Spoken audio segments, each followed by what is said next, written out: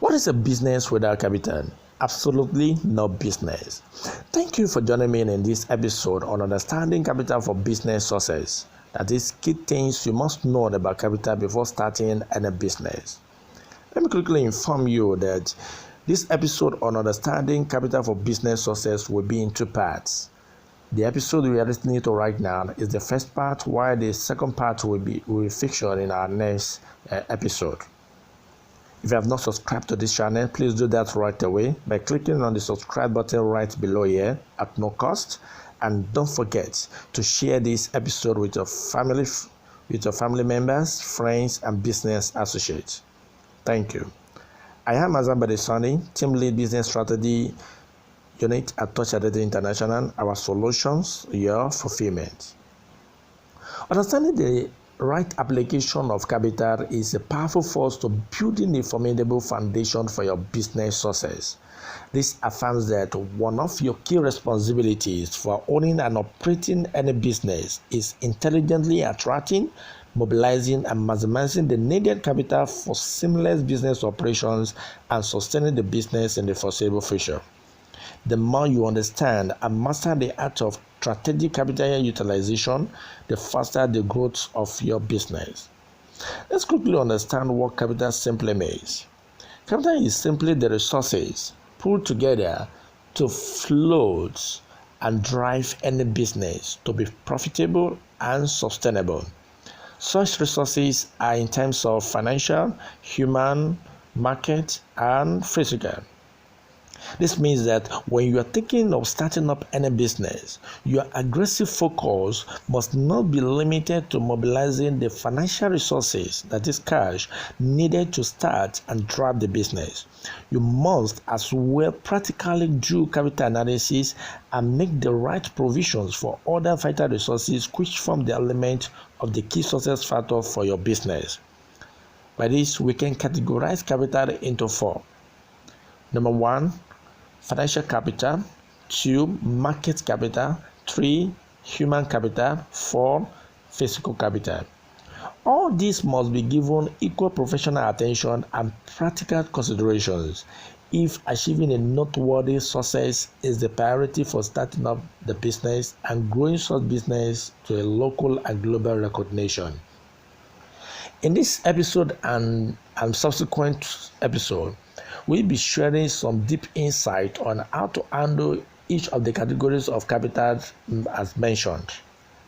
So let us start with financial capital. Your financial capital is the amount of money to conveniently float the business for revenue generations and for the growth of the business.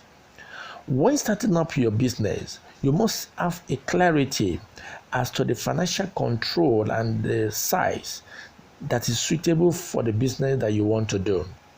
That is, you must understand how much money must you mobilize to float the business in short time, medium time, and long time.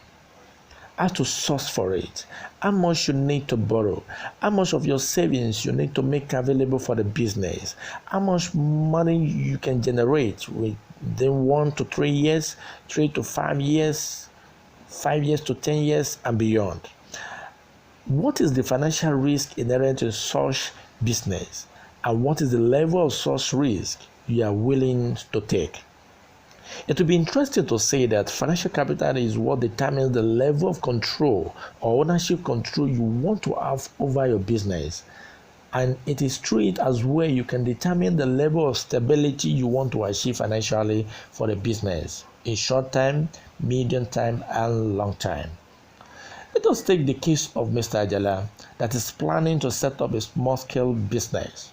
His financial capital projections for the first year recommends that you will need the sum of 1,700,000 naira to start the business.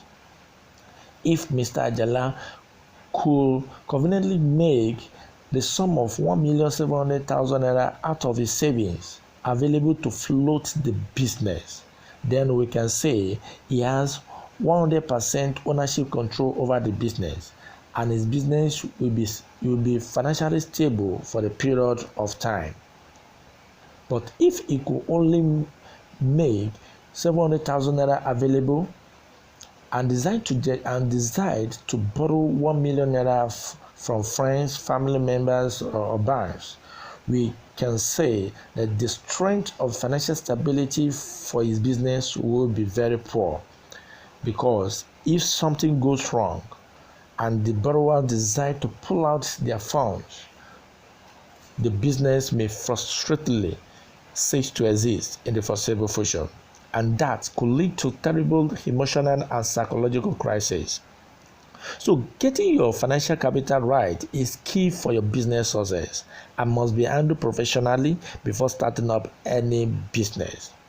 At CII, when we are consulting for small-scale startup, we do design realistic financial capital projections for a period of 1 to 3 years, 3 to 5 years, 5 years to 10 years.